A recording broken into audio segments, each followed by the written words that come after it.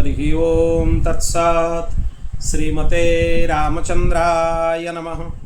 ओम परमहंसा स्वादित चरणकमलचिन्मकरन्दाय भक्तजनमानस निवासाय श्रीरामचंद्राय नमः।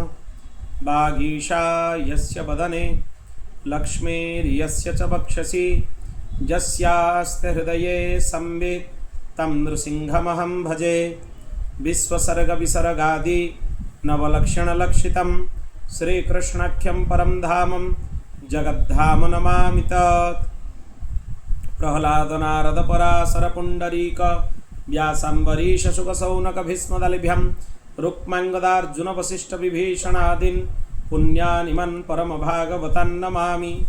नारायणं नमस्कृत्य नरं चैव नरोत्तमं देवीं सरस्वतीं व्यासं ततो जयमुदीरयेत्। ओम श्री सीतानाथ समारंभं श्रीरामानन्दार्य मध्यमम् अस्मदाचार्य पर्यन्तं वन्दे श्रीगुरुपरम्पराम्। श्रीराम जय जय राम, श्रीराम जय जय राम, श्रीराम जय जय राम, श्रीराम जय जय राम, श्रीराम जय जय राम। बोल भक्तवत्सल भगवान की जय, शरणागत वत्सल भगवान की जय। भगवानकर महती कृपा करुणारू आज आम अष्टम दिवसर श्री महाभारत कथार प्रवेश करिबा। एथिरे आमे सब विभिन्न देवता मानकर अंशरू राक्षस मानक अंशरू केमिति सब उत्पत्ति हेले ये सब कथा आमे शुणुथु। आज भगवान वेदव्यासंकर जन्म विषय रे आमे चर्चा करिबा। ये गोटे महत्वपूर्ण प्रसंग वर्तमान समय को लेकिन अनेकंकर अनेक प्रकार जुक्ति भी आ उपरे आसे। शास्त्र को पूर्ण अध्ययन न कले सब हम। महाभारतर आदि पर्व भितर जो अंशावतरण पर्व अच्छी तार 63तम अध्याय जो अच्छी तारि भितर आमे पाई परिबा प्रामाणिक भगवान वेदव्यासंकर चरित्र। ता भितर कौन कौन कथा कहै छी।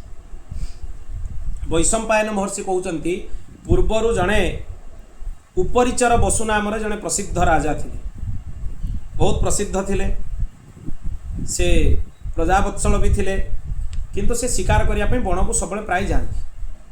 गोटे दिन एक विशेष परिस्थिति उत्पन्न होबारु काम उद्दीपना तांको भितरे प्रकट होबारु तांकर तेज स्खलित होला। आ से चिंता कले मोर तेज व्यर्थ न जाऊ, मो पत्नीकर ऋतुकाल मध्य व्यर्थ न जाऊ। से गोटे बाजपक्षी को डाकिकी कहले, तांको मित्र भलिया से बाजपक्षी थिला, आकु नै कि मोर पत्नी पाखरे तांको नाला गिरिका तांको पाखरे नै कि प्रस्तुत करा। बाज जेतेबेले पत्रर पात्र गोटे पत्ररे तयारी करा हितबा पात्ररे तांकर तेज को नै कि जाउतला, से समय आउ गोटे बाजपक्षी ता ऊपर को झांप मारथिला। से भाबिला गोटे मांस खंड नै कि जाउची कि कोन नै कि जाउची, जद्वारा तांकर तेज जमुना नदी भितर पड़िला। से बाजर मुहरु खसी पड़ला। सेही समय आद्रिका नामक जणे सुंदरी अप्सरा से ब्रह्मांकर अभिशाप रु माछ होई कि जमुना जल भितर रहउथि। से कोन कला, से तांकर तेज को निज भितर धारण कला, गिली देला पुराटा को। तापरे से माछ को जतले धरि नै थांती मत्स्यजीवी माने तार गर्भरु गर्भ चिरिकी गोटे कन्या गोटे पुरुष बाहरिले। दुई जण पिला उत्पन्न हेले। ए घटना देखिकी मछुआरा जो माने थिले सो माछ धरुतले, से तांको राजा को जाई कि कहिले एटी दीटा मनुष्य माने पुत्र जणे पुत्री जणे उत्पन्न होइचंती। ए भारी विचित्र कथा, माछ पाखरु केमिति उत्पन्न होइचंती। सेठू राजा जतले सुनिले जे एमती दुई जण उत्पन्न होइचंती, से स्वयं से माननकु ग्रहण कले। सेठी मत्स्य नामक जणे धर्मात्मा हेले, आ सत्य प्रतिज्ञ राजा हेले। से पुओ जी थिले,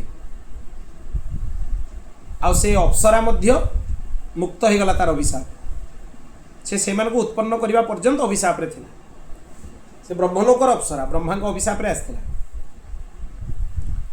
दुईटा मानव संतान को जन्म देना परे तुम अभिशाप मुक्त हो बोली ब्रह्मा तांको कहिथिले। से दिव्य रूप को प्राप्त हो गला, स्वर्गलोक को चलीगला।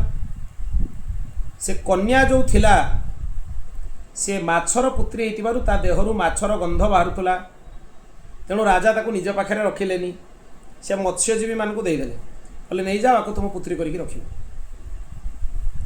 से बहुत सद्गुण संपन्न थिला, सत्यता भितर प्रतिष्ठित होता। तेणु से कन्यार ना है सत्यवती, सही हेले माँ सत्यवती। परवर्ती समय जहाँ को राजा शांतनु बह करेंगे, सी जेहेतु मत्स्यजीवी मान आश्रय रहिले ना होगला मत्स्यगंधा। माछर गंध देहर भी उत्पन्न होता, मत्स्यजीवी मान आश्रय थे, तेणु नाम होगला मत्स्यगंधा।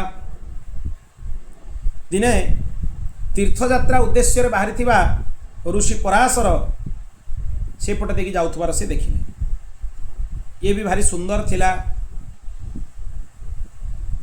से समय रे मुनिवर पराशर ताकू देखा क्षणी तार ता सहित समागम करिवार इच्छा प्रकट कले। से कहले कल्याणी तुम्हें मो सहित संगम कर, किंतु सी कहले जे ना ये अनेक ऋषि मुनि ठिया होती मार्ग में, ये अस्वाभाविक हम, ठीक हेनी। से भगवान पराशर कुहुड़ी सृष्टि करदे, चारिआडे कुहुड़ी चारिपट सृष्टि करदे, कहीं देखिपारे। तापरे सारी माने सर्वत्र अंधकार रे आच्छादित होगला। से लज्जित भी है कन्या, आउ आश्चर्यचकित भी है। सेठू सी कहले जे आपण जानिबा दरकार जे मो पिता अधीन रे मु अछि, मु कुमारी कन्या, मोर कुमारीत्व जमिति नष्ट न होबो, मोर कन्या भाव जमिति नष्ट न होबो। ऋषि कहले तुमर कन्या भाव कलंकित होबनी, मु महान सामर्थ्यशाली ऋषि, तुमर कन्यात्व नष्ट होबनी, तुम्हें कन्या ही होइके रहिबो, मोर अनुग्रह केबे व्यर्थ जीवनी, आउ किछि वरदान भी तुम्हें मागी पारिबो। सेठू सी कहले जे मते मोर शरीर रे सुंदर सुगंध प्रदान करंतु, कारण मो देहरु माछर गंध बाहरुची, मना मत्स्यगंधा। सेठू सत्यवती को भगवान पराशर आशीर्वाद कले, जद्वारा तांको शरीर रे अद्भुत सुगंध बाहरिला। तांको ना होगला जोजन गंधा, आ मत्स्यगंधा रहिलानी, से होगले जोजन गंधा।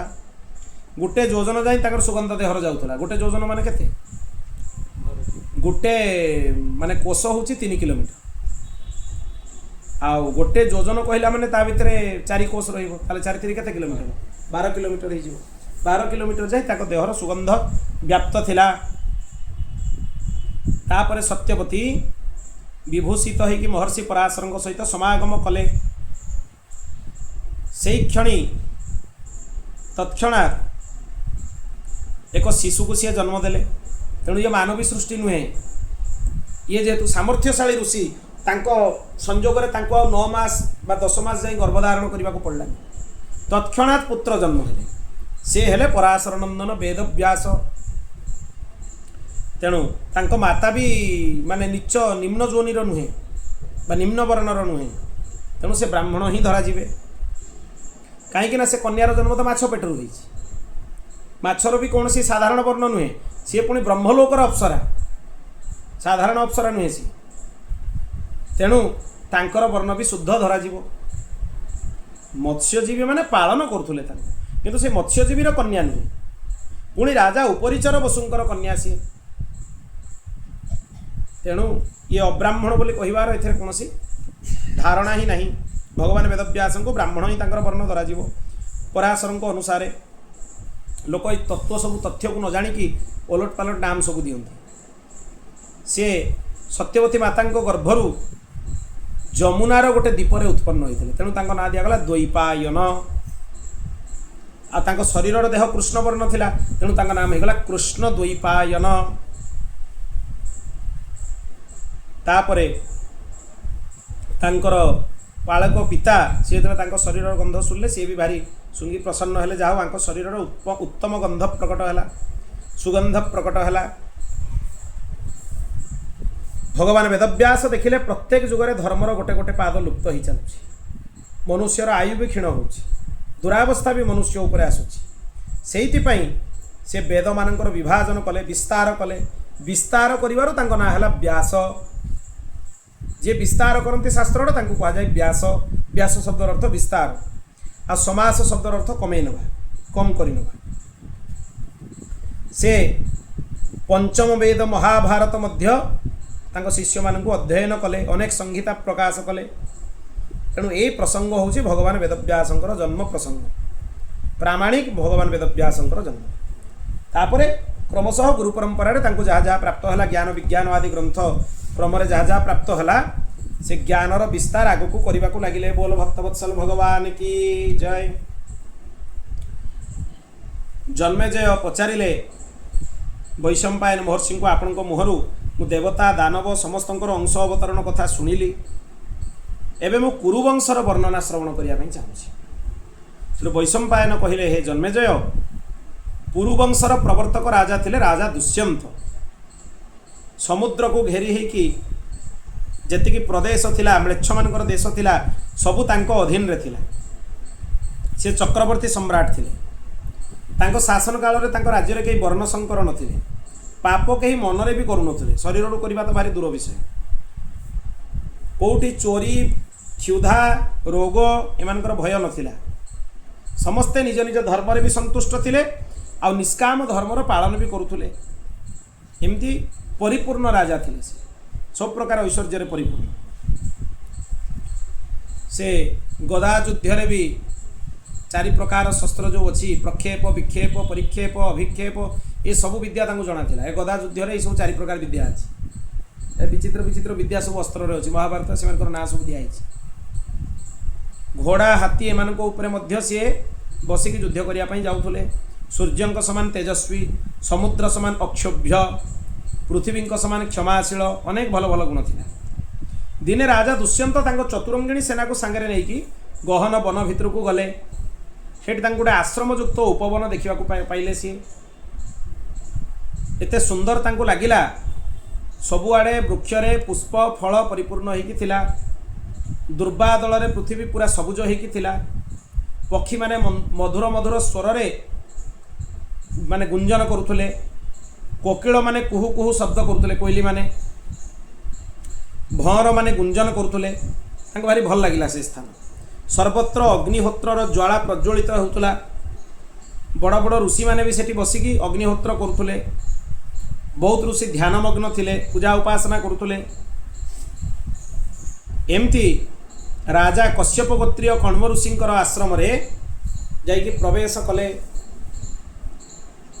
दुष्यंतंकर मंत्री पुरोहित एमाने सबू रहिले द्वार पाखरे। राजा एका भितर को गले। मु देखि जाऊँगी भितर कौन अच्छी किंतु से जाइए देखिले जे कण्व ऋषि तांको आश्रम रे नथिले। से समय राजा आश्रम भितर को पशिले। से फांका देखिकी उच्च स्वर रे डाकिले एटी किए अछंती। सेठो गोटे सुंदरी कन्या तपस्विनी वेश रे आश्रम भितर बाहर के आसिले। से बाहर के राजा को कहले हे राजन स्वागत। राजा को आसन पाद्य अर्घ्य देकी आतिथ्य कले। कुशल प्रश्न भी पचारिले। तापरे कन्या पचारिले मु आपनकर कौन सेवा करी। से कहले मु महर्षि कण्वंक दर्शन करने आसी। ऋषि मान आश्रम भी राजा मान भारी स्वागत संबर्धना करा सम्राट से माने अधीन सब रोचे। से कहले मोर पिता फल फूल आने आश्रम बाहर को जाइछन। आपण 2 घड़ी प्रतीक्षा करंतु आपण आसिले तांको संगे देखा करिवे। दुष्यंत तांको पचारिले सुंदरी तुमे किए तुमर पिता किए तुमे कौन पाई एठिके आसीच तुम प्रति मोर मन भी मोहित होउची मु जानिबा को चाहूँगी। सेठु शकुंतला कहले मु महर्षि कण्वंकर पुत्री। राजा कहले महर्षि कण्व तो अखंड ब्रह्मचारी तुमे तांकर पुत्री केमिति हेलो। से तो विवाह करना तांकर पुत्री कोठु आसिला। सेठु धर्म निज स्थान विचलित हो पारे किंतु कण्व ऋषि विचलित नुहे। तेणु शकुंतला कहले राजन मोर जन्मर गोटे कहानी अच्छी। मो कण्व ऋषि मुझे सान थी मो जन्मर घटना मत शुणाऊले। से राजा कहले जे जेहेतु तुम प्रति मो मन आकृष्ट हो तुम्हें ब्राह्मण कन्या हो पारनि कहीं मुझे जड़े धार्मिक राजा। धार्मिक जो माने तांकर मन अन्यत्र लगे अधार्मिक मानकर लगिपर। राजा कहले निश्चय तुम्हें क्षत्रिय कन्या। मु संकल्प पूर्वक कहूँ कहीं ना मो मन तुम प्रति आकृष्ट हो माने तुम्हें केबे भी ब्राह्मण कन्या हो पारनि। मु धार्मिक मु विधिवत धर्मर पालन करे। सेठू ही आरंभ कले। विश्वामित्र थरे तपस्या करुले। मेनका अप्सरा आसिले तांको तपस्या को नष्ट करने तांकरी संजोगरु मोर जन्म है। किंतु जेतेबेले माँ तो छाड़ी पलैले पिता जिते मत अरण्य भितर छाड़ी देकी गले शकुंत पक्षी माने मते सिंह व्याघ्र जंतु मान पाखर रक्षा करते ସେଇଥିପାଇଁ ମୋ ନାଁ ହେଲା ଶକୁନ୍ତଳା।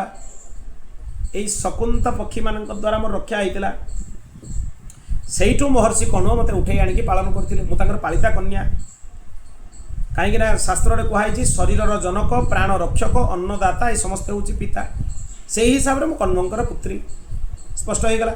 ବିଶ୍ୱାମିତ୍ରଙ୍କର କନ୍ୟା ମାନେ ସେ କ୍ଷତ୍ରିୟ ଧର୍ମ, ସେତେବେଳକୁ ସେ ବ୍ରହ୍ମସିତ୍ୱ ପ୍ରାପ୍ତ କରିନଥିବେ।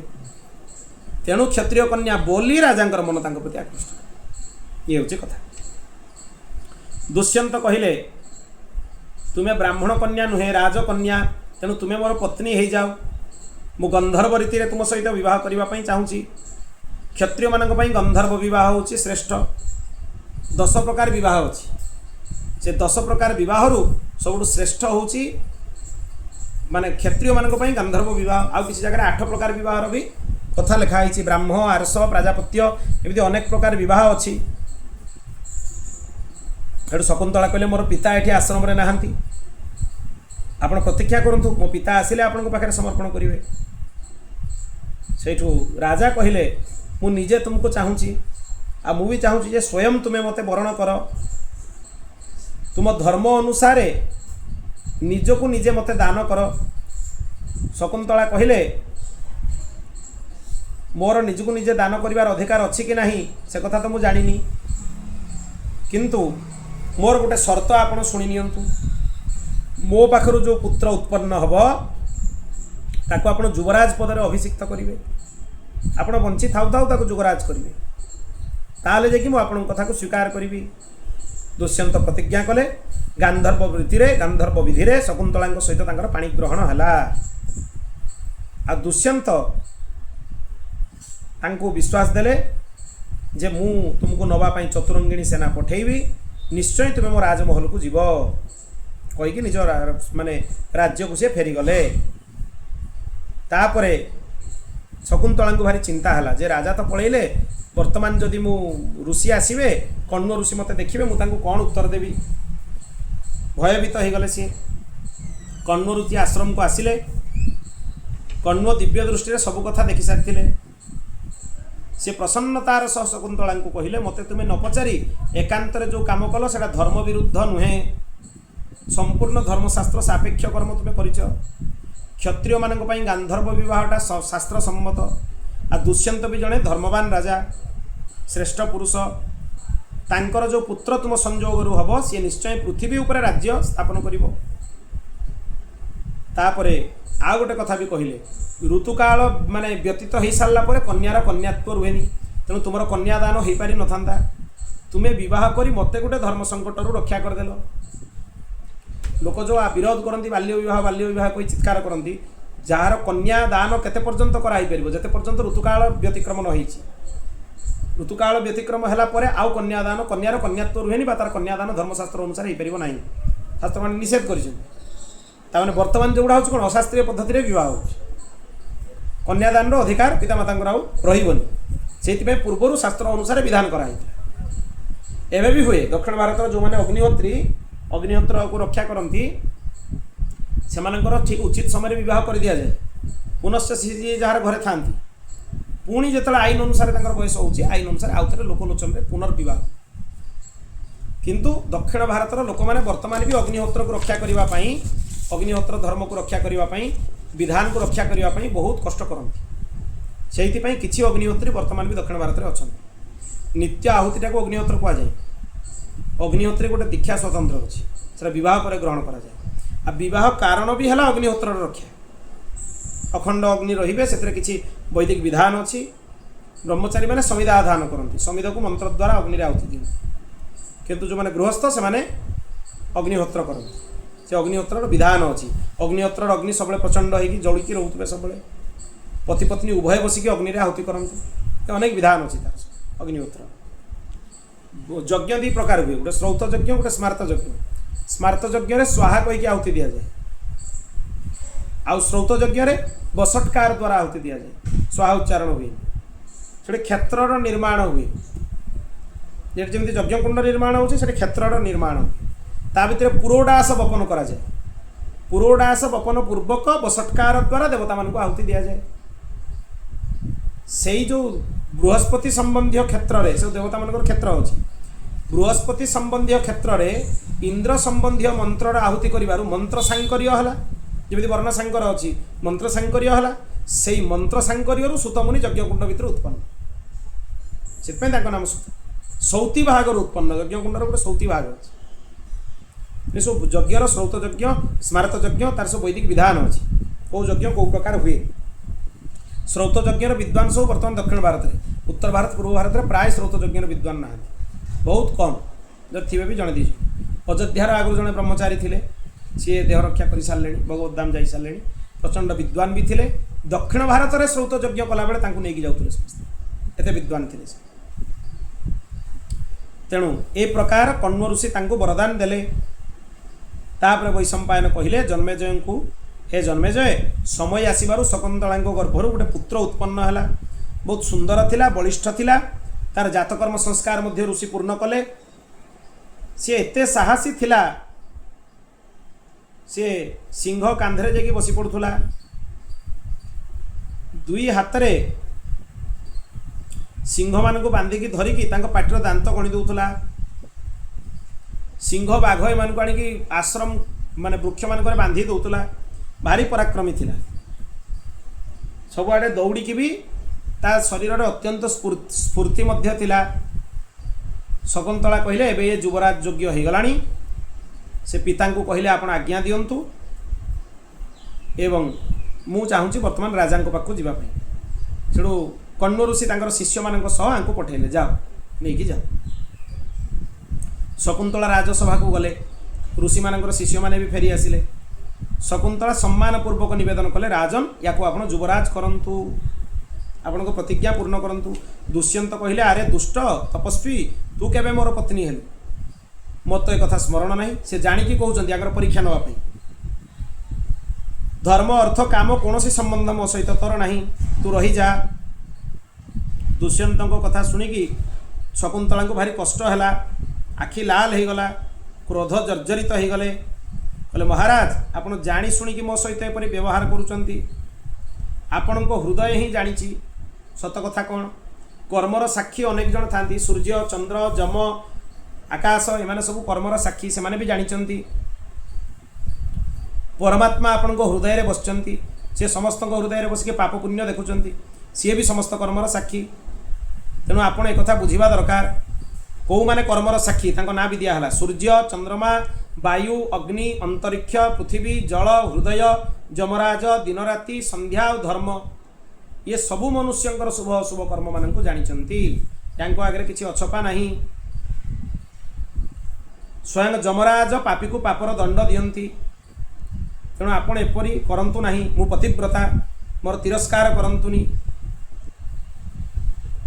मु कौन मु जंगल ले अनेक काल एकाकी बितेइची कष्टरे बितेइची आउ आपण एभली कथा मो सहित करंतु नहीं मु आपणकर पुत्रवती पतिव्रता पत्नी पतिंकर अर्धांग एमती अनेक कथा कहले दुष्यंत कहले मत यू कथा किसी मन पड़नी मु केबे तुम पाखर पुत्र उत्पन्न कली स्त्री माने तो सहजे मिथ्या कहती तेणु तुम कथा को विश्वास करि पारुनी महर्षि विश्वामित्र कौटी रही मेनका कौटी रही तुम्हें तांकर पुत्रीबा केमिति हबो एठू चली जाओ ये सब कथा कहनी ये तुमर बालक होता ही पारे किंतु मोर बालक नुहे सेठू शकुंतला कहले राजन कपट करंतुनी सत्यटा सहस्र अश्वमेध ठारू मध्य श्रेष्ठ आपण एभली करंतुनी सेठू सी कहले जे मु धर्म को साक्षी रखिकी कहूँ ये आपणकर ही पुत्र ये आपण माने आपण कही ये संपूर्ण पृथ्वी को शासन करिवो आपण राज सिंहासन को युवराज करके आपण बसैबे तथापि आपण वर्तमान पूर्व कथा को मन रखुना भूली जाइए ये ठीक नुहे आपण पूर्व कथा को मन पकातु आपण मो सहित गंधर्व विवाह करथिले सही समय आकाशवाणी हैला एवं आकाशवाणी रे कथा कहि दिया गला जे ये होची राजांकर पुत्र ये राजांकर पत्नी सेठू राजा संपूर्ण कथा को स्वीकार कले सी चाहूले गोटे साक्षी द्वारा राज्यर लोक मैंने जानतु जे मोर पत्नी सीधा सड़क जड़े आसिक आज कह राज्य में मुझे पत्नी आपण पुत्र जब मानिजे राजा धर्मर पालन केमी हम धर्मर पालन भारी कष्ट सीधा सलख कथार धर्मर पालन हुए क्रिया द्वारा धर्मर पालन हुए आउ जदि भूल राजा को देखिए हम महाजन जन कथा सपंथा से भूल बारंबार आउ थे थे ही चलो से युवराज पदे बसागला समस्त भरण पोषण कर नाम भरत है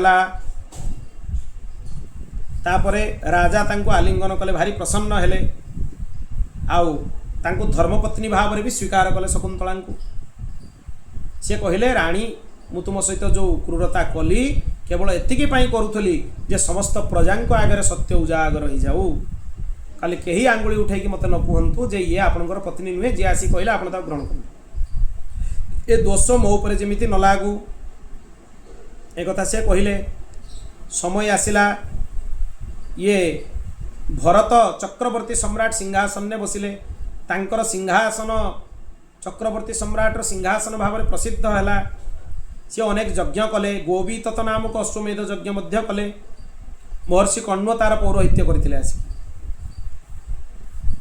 तापरे तांकरी नाम रे देशर नाम भारत है आ तांकर वंशधर मानक भरत वंशज बोली कहगला अनेक ब्रह्मज्ञानी राजर्षि तांको वंशरे हेले परवर्ती समय रे जहाँ नाम भी गणिबा कठिन यही प्रकार दुष्यंत और शकुंतलांकर ये भारी सुंदर चरित्र जन्मेजय को सेठू वैशंपायन महर्षि कहले एबे मु तुमको भरत कुरु पुरु ये सब वंश मानकर वर्णना करुच्ची ध्यान देकी शुण ये भी कल्याणकारी चरित्र ब्रह्मांकर दक्षिण अंगुष्ठरु दक्ष प्रजापति उत्पन्न होते तांको ही प्राचेतस दक्ष कहा जाए दक्ष भी बहुत अच्छा सतींकर पिता दक्ष अलगा प्राचेतस दक्ष अलगा भागवत दुई जन दक्ष कथा अच्छी ये प्राचेतस दक्ष